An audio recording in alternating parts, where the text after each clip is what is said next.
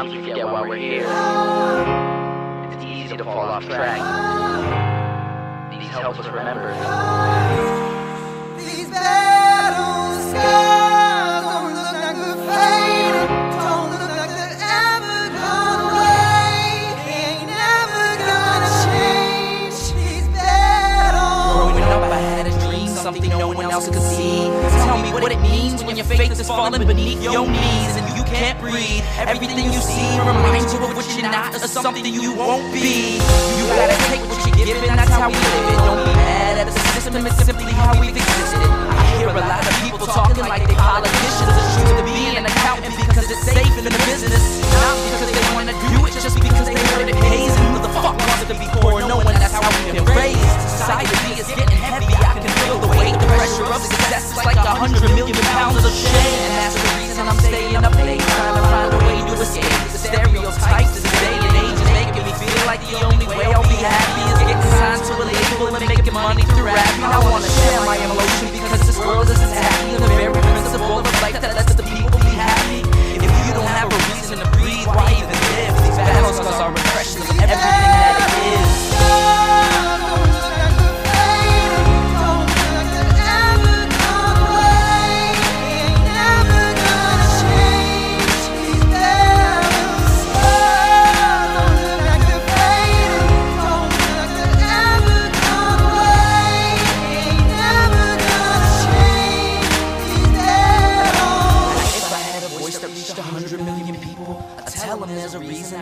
Created equal, cause some decide to be great and some decide to sequel to an average person's life is simply what they want to be. So you make your decision, all I know is what I'm given. Won't define the life I lead or the way I dwell in existence. I've seen a greater image on the walls of where I'm living, and the words twisted and scripted remind me of something written. Faith is a gift that is given down to the people. If one believes it, one receives it. It's given if it is needed. Don't ever think you're trapped in a life that you never wanted. Your options are infinite, that's some mathematical logic. I'm not saying I'm a prophet, I'm speaking for what it's worth. These lyrics define my prayers and these battle scars on my shirt. Not saying I'm a prophet, I'm speaking for what it's worth. These lyrics define my prayers, these battle scars on my shirt.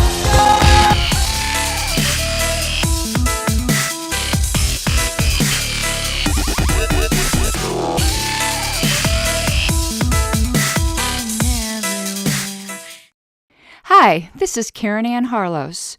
Most materials used are available to the general public at lpedia.org, particularly the LP News issues, which are archived in full. Other items used may be things purchased by me for my personal collection, but I am more than happy to make any of them available as well to any researcher. All party items are public. If you found this disclaimer annoying, you can thank some salty bitches in Colorado.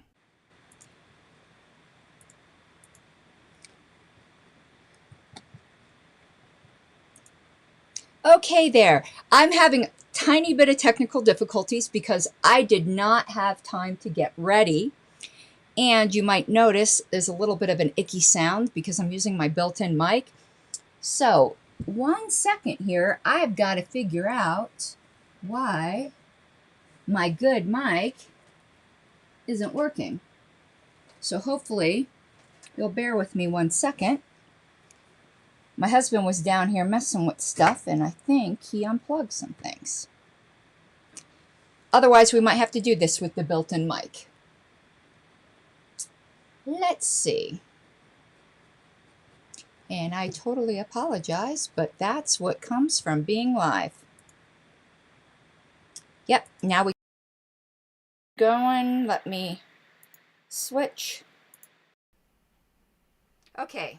So that sound should be better. I got the Yeti going. And I've got a couple videos to show you guys.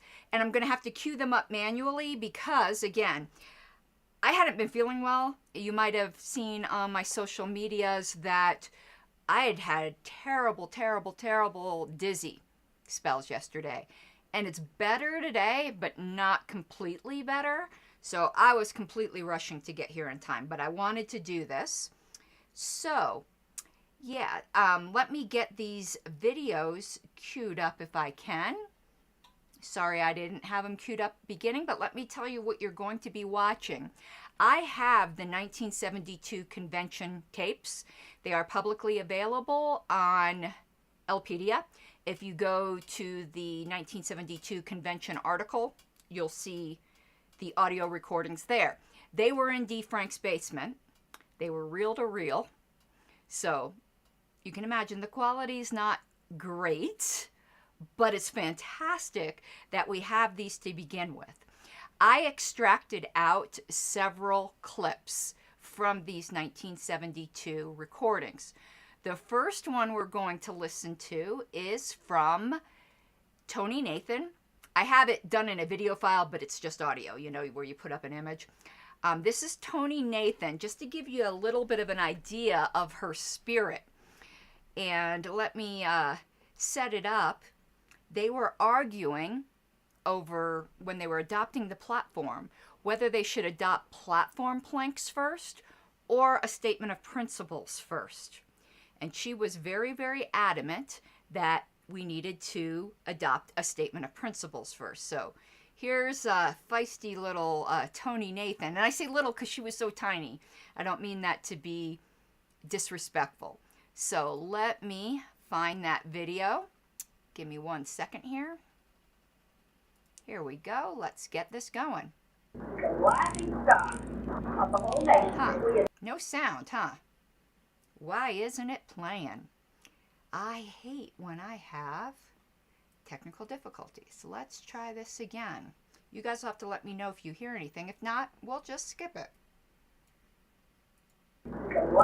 Doesn't seem like we're getting sound on this, does it? All right, well, I'll just tell you then, and we'll see if the one from John Hospers will play. I hope it does. I think I see what the problem is here, though. Let me go look at this setting.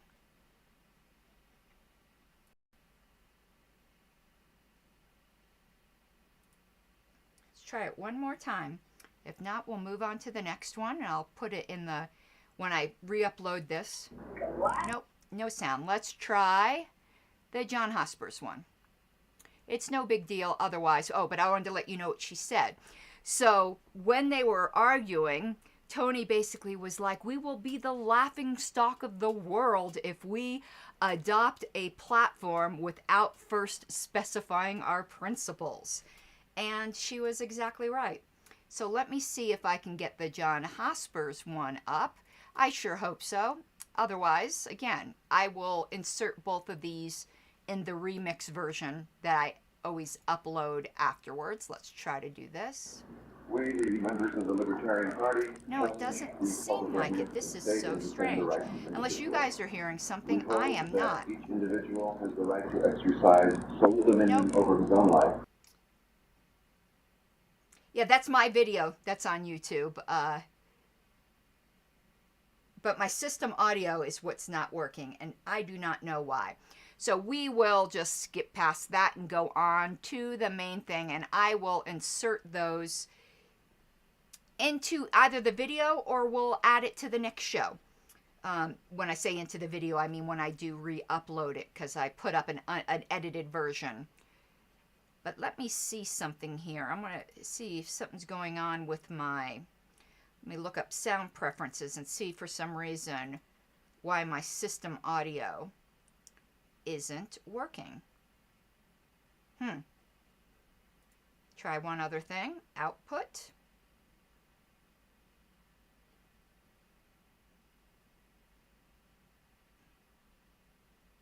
Built-in output.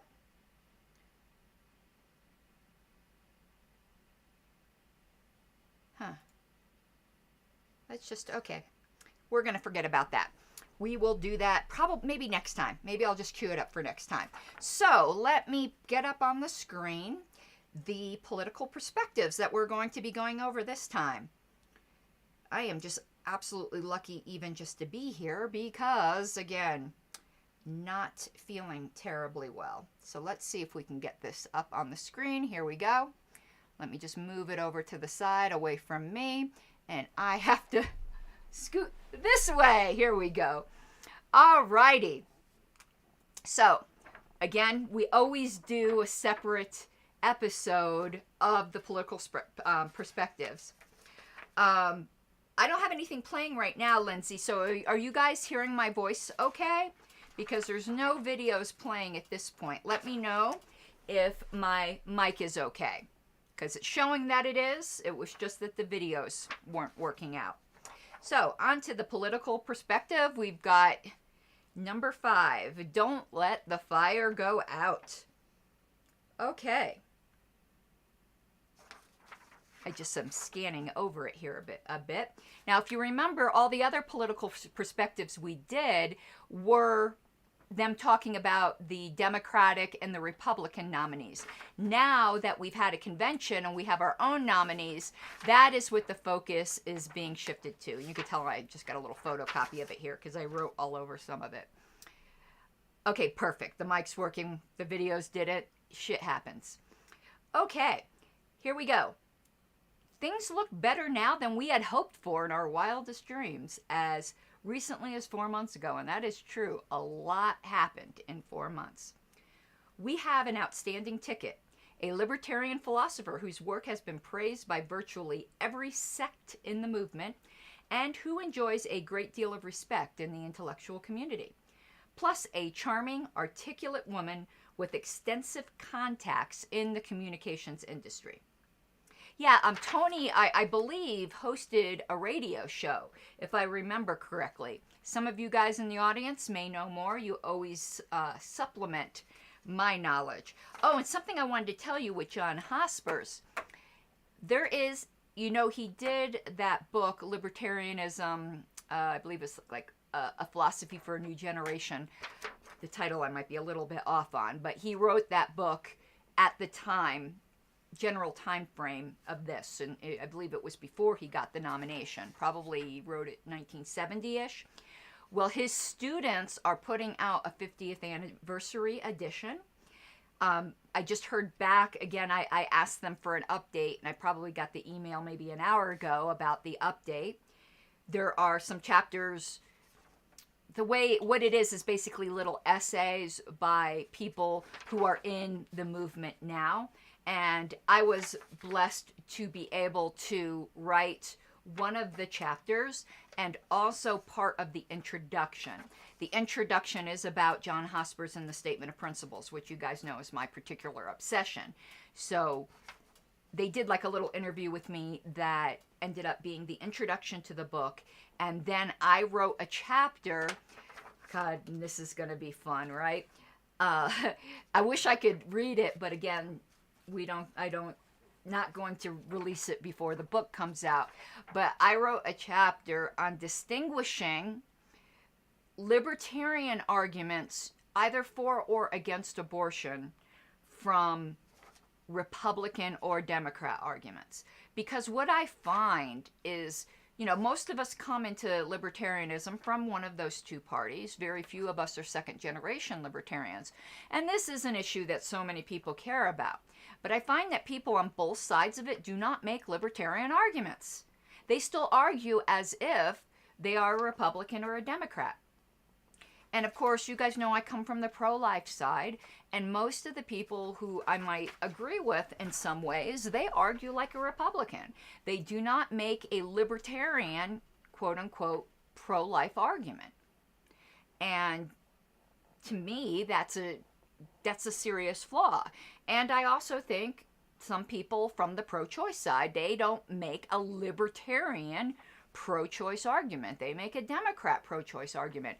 And the foundation, no matter how you fall on that issue, the way a libertarian argues it is different. And I don't think it will ever be resolved. I think both sides make good libertarian arguments. I think when you come at it from a Republican versus Democrat perspective, it's a little bit more black and white. When you come at it from a libertarian perspective, I don't think it's quite that simple. Anyway, I'm hoping that book comes out soon, and then you guys could take a look at that chapter I did. I'm pretty proud of that work. And I don't argue for either point of view in the chapter. The chapter is just encouraging people to argue like libertarians. Or debate like libertarians. Argue can be a bad word. Alrighty. There are now LP organizations operating in 17 states, with 3 others on the verge of forming. We had listed those states when we did the main body of this newsletter. Our total membership in the national and state LP organizations is now just short of 1,000. And if you remember, it was their goal to have 1,000 by the convention, so they almost met it. And growing rapidly. We fully expect to be the largest libertarian organization in the world by Election Day. We have gained the support of virtually every other libertarian organization, publication, and individual of any stature in America. Here's what gets funny. The only exceptions being Ayn Rand. She has thus far remained aloof. I think that was Ayn Rand's default posture, was being aloof. The hardcore revolutionary anarchists, who would be more of a liability than an asset anyway. Boo, but okay. And the pathetic David, come on, you didn't need to insult people. And the pathetic voter boycott group, whose main guru seems to be a man dismissed by most thinking libertarians as a crank and charlatan who specializes in neutralizing the efforts of others. Now, I will agree with him there. I totally respect the people who decide from their own consciences that they can't vote. They just can't see a moral way through. I get that. And I think some of their arguments are quite solid. But some of them do specialize in simply undermining the efforts of people who have come to a different conclusion, who are otherwise in agreement with them on libertarian things. And I think, I wouldn't call it pathetic, but I do think it's very destructive and counterproductive. And the main proponent of that now, and not that this person works to neutralize other people, I'm just saying the main proponent right now, and oh my God, her name just slipped me. Wendy, is it Wendy? Wendy, somebody help me. The lady who runs voluntarism.org. I'm going to have to look it up. Crap, that's really driving me crazy. It will come to me.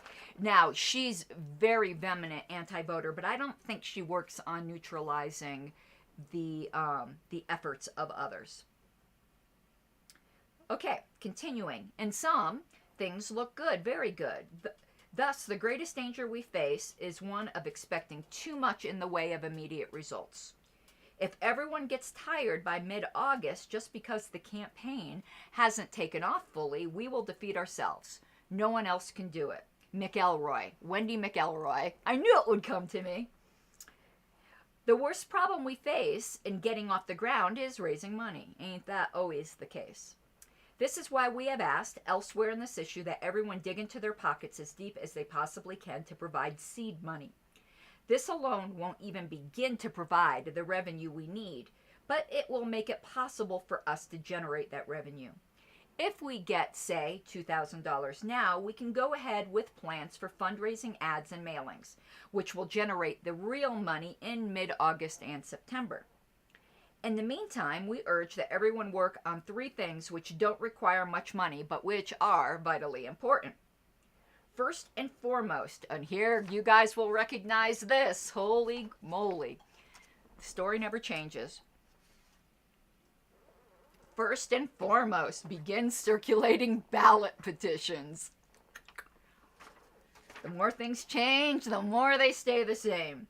To get the Hosper's Nathan ticket on the ballot in your state. Start immediately, or as soon as you legally can if it's too soon now. Do it even if you don't have a ghost of a chance of succeeding.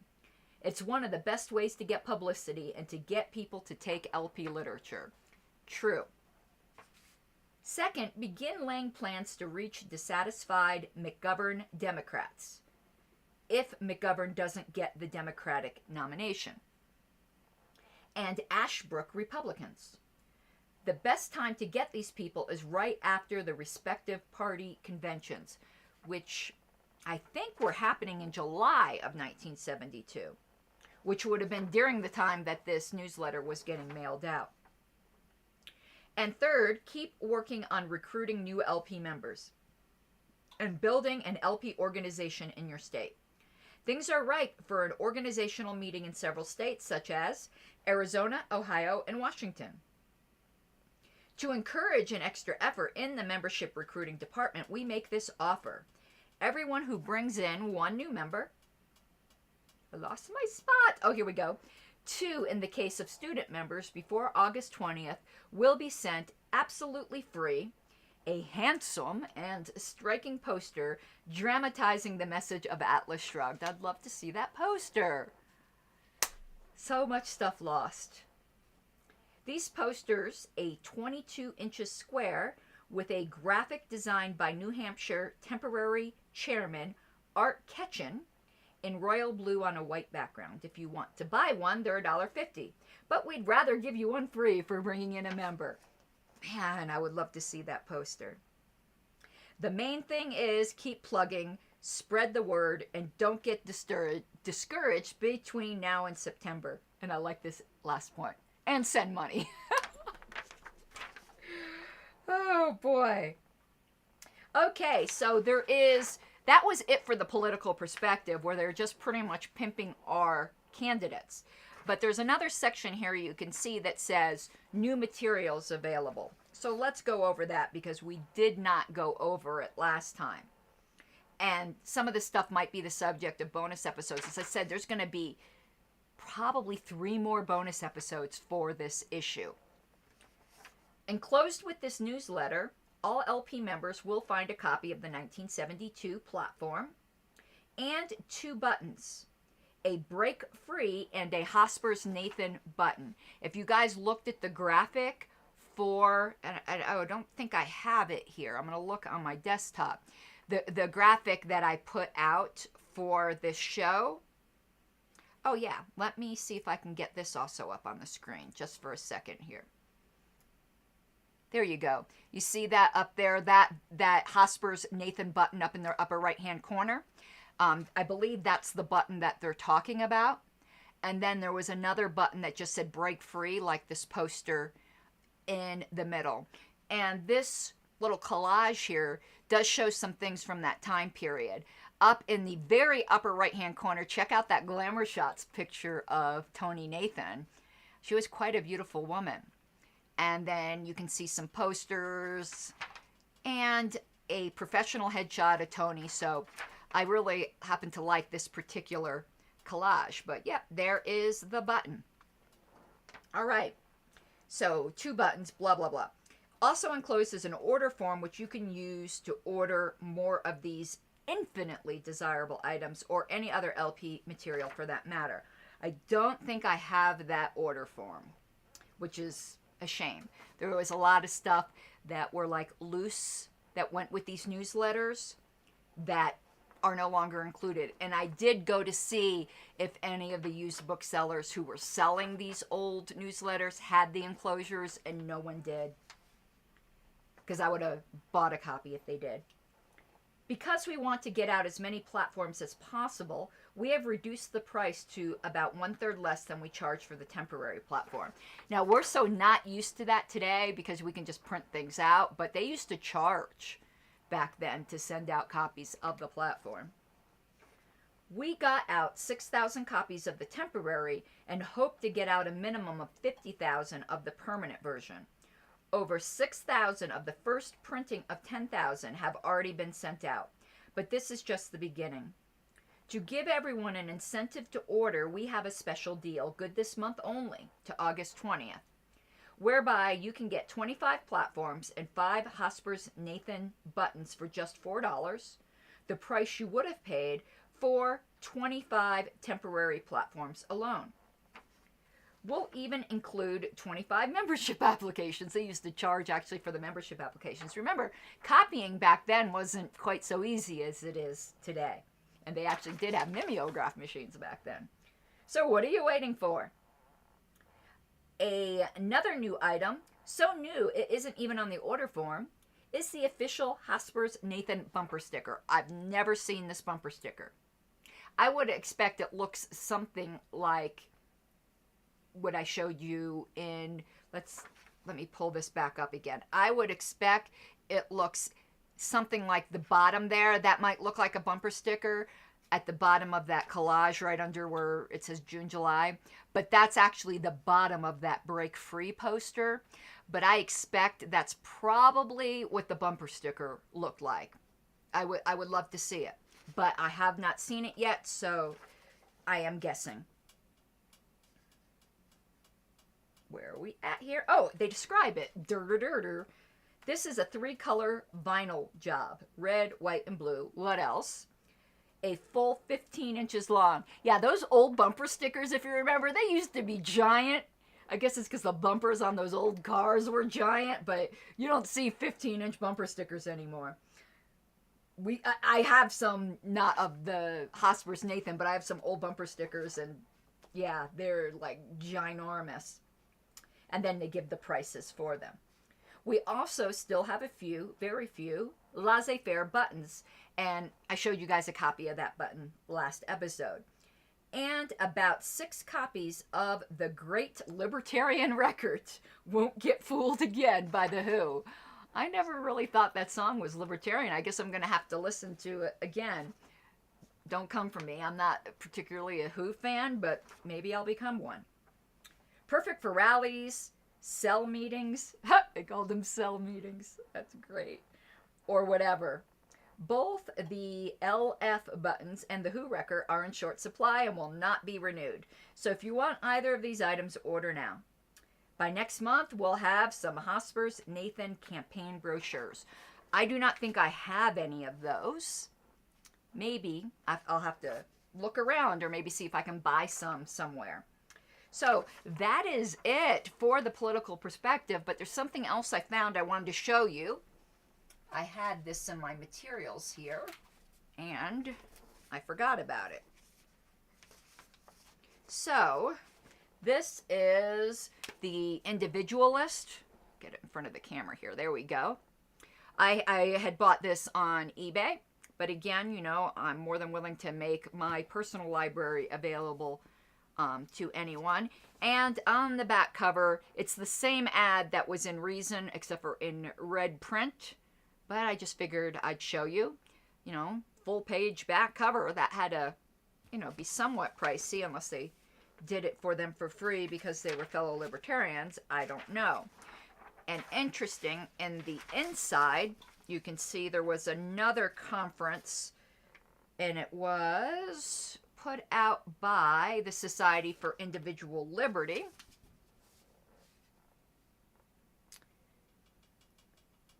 And that was going to take place, let's look here, May 13th and 14th. And the speakers were Jerome Tusil, who ended up running for governor of New York on the Libertarian, and a Libertarian line, Dr. James Smith, Jarrett Wolstein. Now, I have, it took me a long time to find it. It's in my personal collection. I bought it. He wrote a book called Society Without Coercion, and I want to go through that eventually. And so that's Jared Wolstein, but I see he's, oh no, these are other topics. Those aren't books that he wrote. Too bad. I would love to hear a tape of these speakers. James Davidson and Joseph Stromberg. And I wanted to see what the price was for this. $5 each for the tickets. That's more than reasonable, huh? Now, if you go to Elpedia, and I'd have to look up the name again, but there was a 1971 conference. If you just look up 1971 conference New York, I have all kinds of recordings I put up there of a pre-Libertarian Party Libertarian conference. All of the recordings are up except for one, which is in the archives, but I didn't put up because the guy seemed like he was advocating for chemical warfare, and I wasn't about to associate the LP with that. But other than that one, he seemed a little cuckoo for Cocoa Puffs.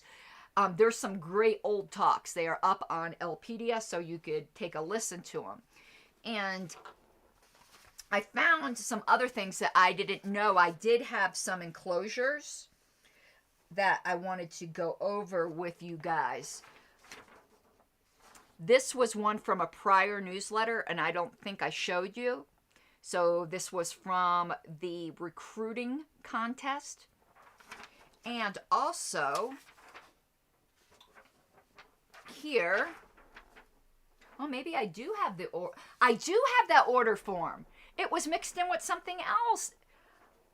Wow, I'm just going to have to show you. I will get it scanned. This must have been one that I bought that wasn't with the party records. Okay, here was Convention Committee Questionnaire. And this is the questionnaire. If you know, we went over the results, maybe it was 2 or 3 episodes ago, where it asked people their opinions, where they said, you know, are you an isolationist? Are you a pacifist? Are you a anarcho-capitalist? This is the survey that they got that from. And then here is actually that order form that I didn't think I had. We just went over it. And on the back, they had an opinion survey that I'm sure we'll be going over what people said. And this opinion survey is asking about proposed dues structure, permanent dues structure. And that's what these choices are. And let me see what else I found in my little pile here that I didn't realize that I had. I think I showed this to you guys, but this was like from the second issue. There was some news release tips on how to write a press release.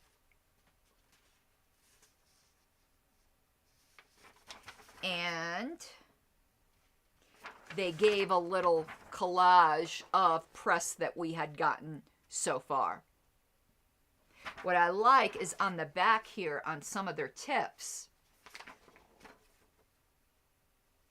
I'm going to try to find some right here. So tip number 9, do not lose your temper or say things which can be easily misinterpreted or distorted. When criticizing the GOP and the Democrats, hit both equally. Avoid name-calling and wild charges. So I think that's good advice even today. So this was actually reprinted, or at least part of it, from the January 72 issue of Reason. And here are some things we're going to go over in the future. This was put out by the party. There's a million copies of these all over the place, sorry. Which is a short history of the party that was put out in 2006. So you can see where we're at. 1971, they said the Libertarian Party is founded December 11th in the home of David Nolan.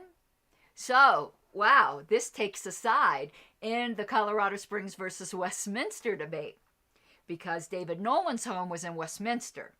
Some people claim the party was founded in the home of Luke Zell in Colorado Springs, but it seems the party and David Nolan was still alive at that time, so he passed away in 2010, so this was put out in 2006. I'm sure he had some say in that. So 1972, first national convention held in June in Denver. And then the next major milestone they had is 1976, which I think is a shame. I think the Dallas Accord should have been on there. And then we had, and we're going to go over these more, but I just wanted to show you some things to whet your appetite. Here's some background information. I do not know when this was put out, but you can see the chart is still the old. It's not the diamond one. And this I got from D. Frank Robinson. It's a membership application for the National Party, but it was put out by the Libertarian Party of Oklahoma. It has their stamp on it, but you can see, you know, kind of what an old membership application look like, and it had always had the pledge on it, which is, I hereby certify that I do not believe in or advocate the initiation of force as a means of achieving political or social goals. So that is really all I have for this particular episode. We are going to be doing a few more bonuses. Sorry, I'm not completely on my game today because, again, I hadn't been feeling well. So I'm going to run this little, if this works, I tried to do this last time while I'm finishing telling you guys what's coming up in the next few episodes. So I've got here, yes, see, where I'm asking you to like, subscribe, and also share the video if you could. It really, really does help me with the YouTube algorithm to spread the word of libertarianism and, in fact, maybe attract some more people to the party. And also, as I always say, you can financially support me by becoming a patron. The more support I get, the more time I can devote to doing this kind of work, not just the history stuff. Woo! My chips and nail polish. That was distracting. And, some of the other pro-libertarian items that I do. So if you had taken a look at my channel, I do some response videos where I was defending Joe Jorgensen against some criticisms by a extreme leftist by the name of Surus. I'll be doing some more of these types of things. I have it all queued up. You can also see the show notes for information for other types of support and where you can find me, blah, blah, blah. So coming up in future bonuses for this time period, we're going to go over the temporary platform. Here I'm thanking my current patrons. So thank you so much. We did have two new ones whose names you'll be familiar with. Michael Downs, who's often in chat, and Dave Jeffries, who's the most current patron. If anyone today could become a patron, I would so appreciate it. But back to what we will be covering is the temporary platform. I also have memoir. I always pronounce that wrong.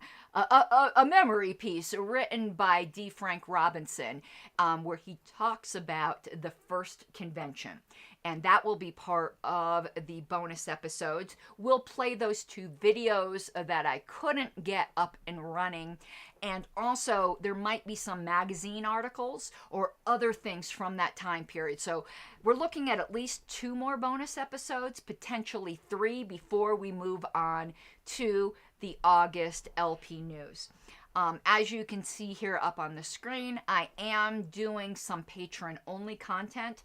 The first of these is going up tonight. I recorded it right before here, which is a discussion of Judge Jim Gray's book, All Rise. And there's some pretty, I think, interesting philosophical points that I bring up and hope to be having a conversation with the patrons. Again, I do humbly ask for your financial support as a patron if you can all swing it, but I get it. It's rough right now. I'm not in the best shape myself, so I completely sympathize. So thank you everyone for joining me tonight. I'm just checking to make sure there's no comments to go through. Doesn't look like it at this point, so I will bid you all a good night. I will probably, in a half an hour or so, be going live again, though I'm not going to promote it. It's going to be going over something I had mentioned. I didn't get to do it a few days ago, where I'd said something about YouTube censorship and some problematic comments by Cliff Mahoney, who is I don't know if they call him the chair or the president of Young Americans for Liberty. So check, you'll see the announcement. I don't think I'm gonna put it on social media, but it will be on my YouTube channel in about a half an hour, where I will be doing that episode. I need to figure out what's going wrong with my sound card here, because I do need it for some videos of Cliff Mahoney. So have a good night, everyone, and thank you so much for joining me. I will see you soon. You gotta take what you're given, that's how we live it. Don't be mad at the system, it's simply how we've existed. I hear a lot of people talking like they